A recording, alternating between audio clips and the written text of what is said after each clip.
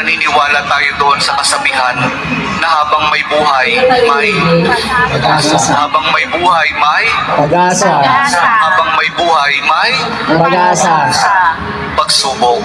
Dahil tayo katiwala ng Diyos, binibigyan din niya tayo ng iba't ibang klase ng pagsubok.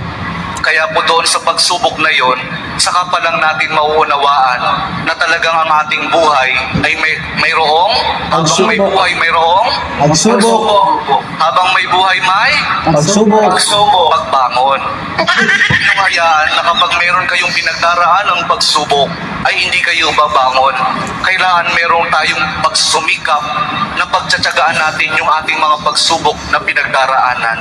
At kapag mayroong pagsubok at mayroong pagbangon, saka pa lang natin mauunawaan na talagang ang ating buhay na habang may buhay, may habang may buhay, may Pagbangon.